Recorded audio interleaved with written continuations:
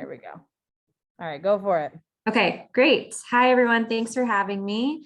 So like Nicole said, I am a clinical psychologist. My background is really in child and adolescent, although honestly, over the past few years, I've shifted a bit more into working with adults as well. So my specialties, I received my PhD in clinical psychology. I did a child and adolescent focus from Northwestern University in Chicago. And my specialty is working with individuals with developmental disabilities, intellectual and developmental disabilities more broadly. And then more specifically, I'm really interested in autism and do a lot of assessing for individuals who are suspected of having autism, and then also family therapy and individual therapy for kiddos who have autism diagnoses. So I do, I know I have a baby making lots of noises. So I do work at the help group. And there the nice thing about having a PhD is I can do a variety of different things with it. So right now I'm doing some supervision of graduate students. I'm interested in the overlap of individuals with autism who also identify as LGBTQIA+. And so I'm doing some work on the Kaleidoscope team. And then I also currently work in a private practice as well, where I'm doing assessments and then also some therapy for individuals who have developmental disabilities. Thank you, Jamie. And I was telling my students about when we were both kind of overseeing occupational therapist students on Zoom for our camp programs, as well as our schools actually too.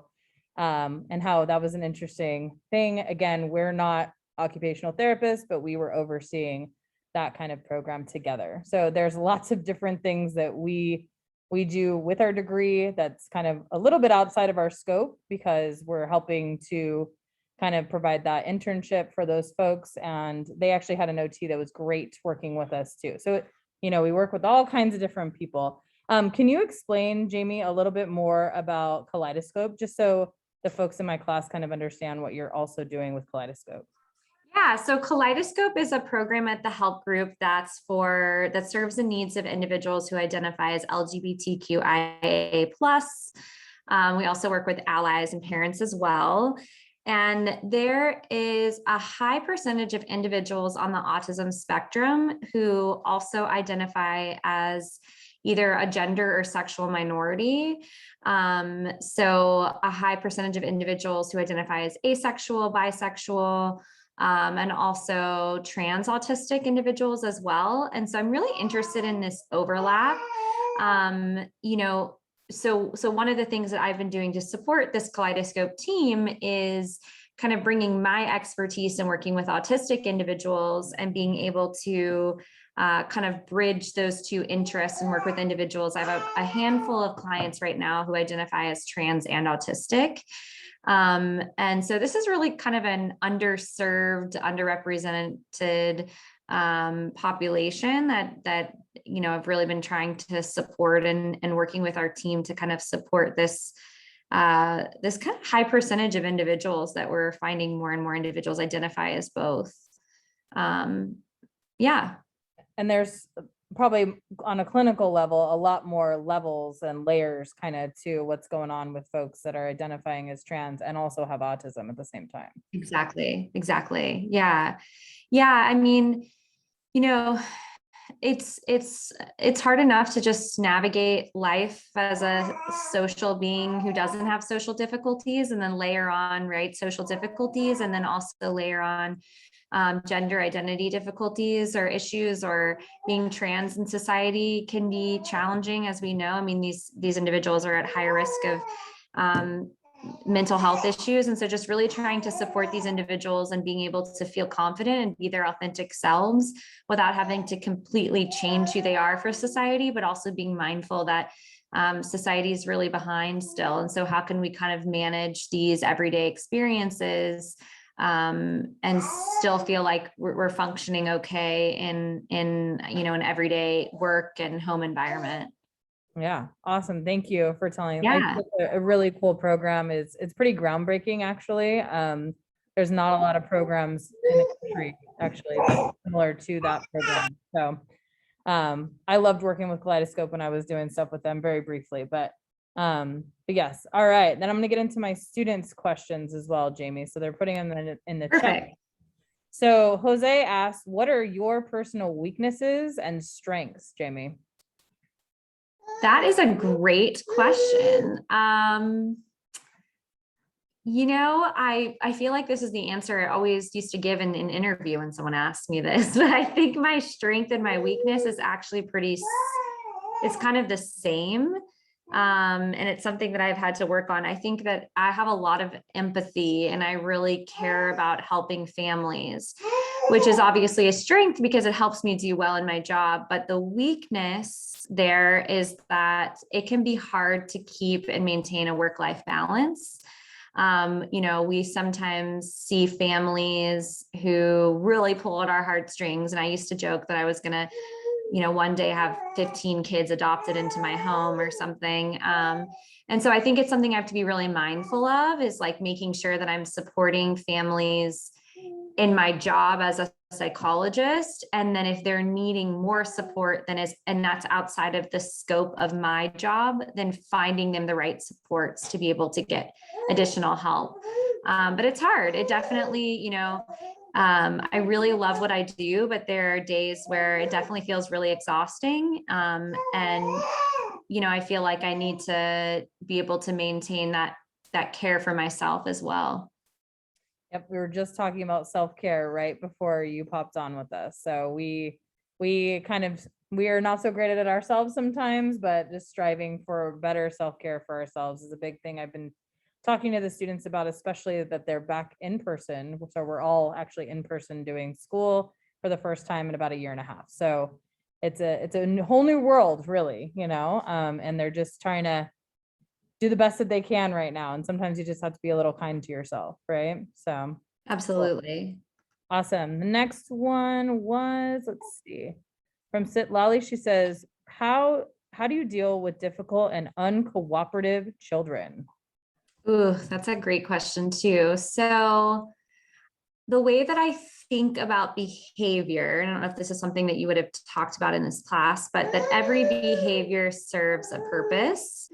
And so I really try to think about what's the purpose of the behavior that I'm seeing. So for example, let's say we have a kid who is hitting. Okay. What's the purpose of that hitting? Is it to communicate and say, I don't like this and I don't want to do this? Is it to get attention because when they hit, everyone turns to them? And so I try to think about what's the function and the purpose of that behavior, and then try to intervene at that level. So if it's a kid who's hitting because he doesn't want to do something, right? Like giving them the language to be able, or maybe they don't have language, but the tools to be able to, in another way, communicate, I don't want to do this anymore, whether it's putting something in an all done bin, or even saying like all done in sign language, or being able to communicate verbally, I'm done. And then trying to just figure out like what's causing the uncooperativeness, right? Like, is this a child who is overwhelmed by how much they have to do? Okay, let's break this down for them and let's break it into chunks, right? I mean, if I asked you all to write a 90-page paper and then was like, and then at the end, you get to do math homework, like that's not very exciting. But if I asked you, okay, first, I just want you to write the first paragraph of the paper, and then you can watch your favorite show on Netflix, that feels a lot more rewarding, right? We all work towards reward. So trying to think about how can we make this more extrinsically, so externally motivating, but also internally motivating for the individual too. Yeah, awesome. Thank you. All right, next one is from Natalie. She says, what does your day typically look like as a child psychologist? Great question. So right now my day is navigating being a mother too. So I think the really nice thing about receiving my doctorate was that I can do so many different things with my degree. And so right now my day-to-days look very different than they did even pre-maternity leave, or they did even 2 years ago. So I do a combination of working at the help group, but then also working in private practice. So One day might be supervising graduate students who are seeing their own therapy clients. And then another day might be seeing my own individual client, whether it's for an assessment or a few therapy cases. And then there are some days that I use just for like writing a report, for example. What the nice thing about my degree too is that I can kind of design my time and how I use my time. So for example, on Fridays, I don't see any clients, and that's kind of my like writing and working day, like catching up on emails, writing reports, writing notes. So the days kind of depend, but right now that's about what my days look like in terms of like balancing the two different positions. Yeah. Yeah. So Jamie, you're part-time at the help group right now. How many hours are you doing at the help group? Yes, I am like close to 20 hours at the help group, like 15, 20 hours. And then I'm working just occasionally in the private practice as well, seeing a few clients. Okay. I did have before we get back to the student questions, because I wasn't 100% certain, because I know it's a little different with psychologists in different areas as well. I know California, you have a specific licensure. Can you talk about the amount of hours as well as what the steps for your licensure were? Yeah, sure. Just so you guys know, when I graduated undergrad, I decided to actually work for a few years before starting graduate school. So I knew when you get your doctorate, especially your PhD, it's not just the clinical work, but there's also a research component. And so I had done some clinical work, but I'd work, which means I'd work directly face to face with people, but I wanted to make sure that I liked the research as well. So I worked as a research coordinator for 2 years, supporting research. Let me pick up this child. Hold on one second. Go ahead. You can hang out with us on Zoom. It's no problem. She's gonna watch. She'll love it. All right, this is. Oh my God. So big. Sorry, I haven't seen her, so. So she'll watch everyone. So I supported someone who was doing their own research on autism and developmental disabilities. And then I went to graduate school for 5 years. The last year of that program is kind of like for medical students, how they match for a residency, and their first year is called an internship. We also match for a 1-year residency or internship where we do all clinical work for a year. And then from that, you officially have your doctorate. And then in order to get licensed, you have to receive a certain number of hours. So it took me 1 year at like 40 to 44 hours a week working, which is a pretty standard job, to get a certain number of hours to be able to actually get licensed as a clinical psychologist in the state of California. I think it was 1,500 hours. Some states require a few more hours. There's also a few tests that you have to take, as well as some courses that you have to take. So I almost felt like, when I was in graduate school, I was like, why did no one tell me that there were so many steps after this? It's worth it now that I'm on the other end, but it certainly is a lot of work. And so I definitely encourage people to think about what you want to do. If you can receive your master's and still do a similar, position, then it might make sense to your master's. The reason why I decided to get my PhD was because I also really love research. And so I wanted to be able to get involved in the research component as well. So not just the clinical work, but also the research as well. Awesome. Thank you, Jamie. Yeah.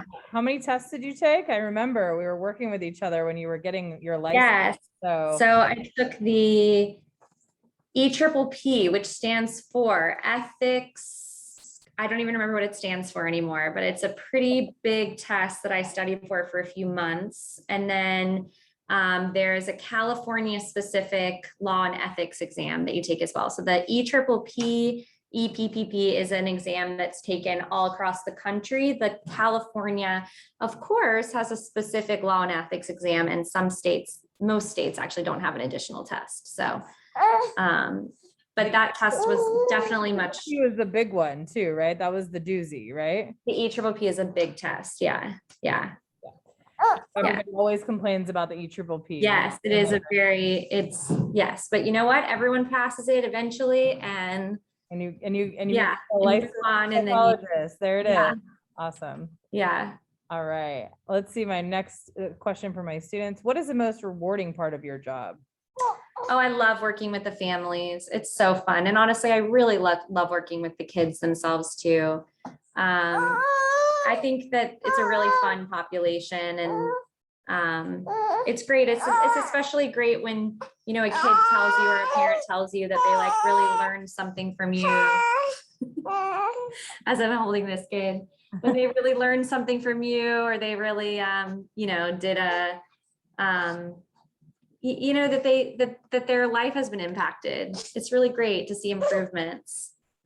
Yeah, I would agree. That's great. Yeah, I'm sure you feel similar, Nicole. All right, let's see. The next one is, how can one be a successful child psychologist? I'm gonna go off camera. Is that okay? Yeah, that's fine. Okay. Tell me the question again. I said, what does it take to be a successful child psychologist? Okay. Flexibility. I think I'm mirroring this a little bit today, but I feel like this happens in my job too, that things don't always go as you expect. You know, especially with COVID, we've all learned that as I'm sitting here without childcare. But you know, sometimes you have all, Nicole can say this too, we have all these things planned for a camp. This is the way we want it to go. And then the kids come in and it's just, there's no way that anything we plan today is going to happen. And so it's having a backup plan, being flexible, knowing that that doesn't mean you're not good at your job, but that you just need to be able to kind of sometimes meet the kids where they're at, or meet the families where they're at. Sometimes emergencies come up with a kid. And you have to be able to say, I'm going to put everything else aside today to deal with this emergency. So I think flexibility is key. I also think to be successful in my graduate school program, I think I really needed self-drive. You know, things like taking the EPPP or taking some of these exams. There's no one really sitting there saying like, here's the date you take it and here's what to do. Like you have to kind of figure that out yourself. There's definitely people that will support you, like your directors or your supervisors. But otherwise, like it's really on you, whether you're studying or signing up for the test or getting your hours. So I think kind of like that self-determination, self-drive. Yeah, so if you're a self-starter, it sounds like that would be something that would be more advantageous for you. Yeah, yeah. Okay. Awesome. I only have a couple more because our students are done here, and then we'll let you go do your mom thing too. And thank you again for coming in today to our class, Jamie. I Yeah, really thanks. It's been a while since I've seen Jamie, so I get to see her and her daughter too, which is great. All right, let's see. I'm gonna, this is a good one. What's your least favorite part about your job as a school psychologist? Or excuse me, a child psychologist? The paperwork.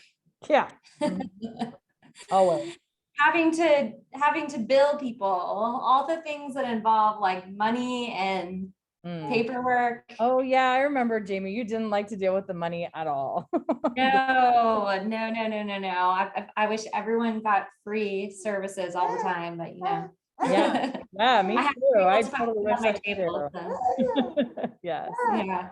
All right, let's see. How often do you conduct observations and reports? So I'm not sure if observations means like observing kids, or maybe assessments. Yeah, I usually do about like 1 to 2 comprehensive assessments a month.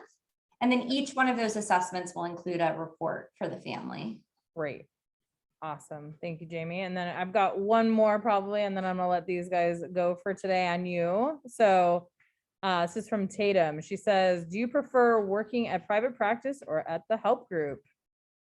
I really love both, and that's why I'm doing both. So the thing about private practice that's really nice is that I kind of get to design my own schedule and have my own time.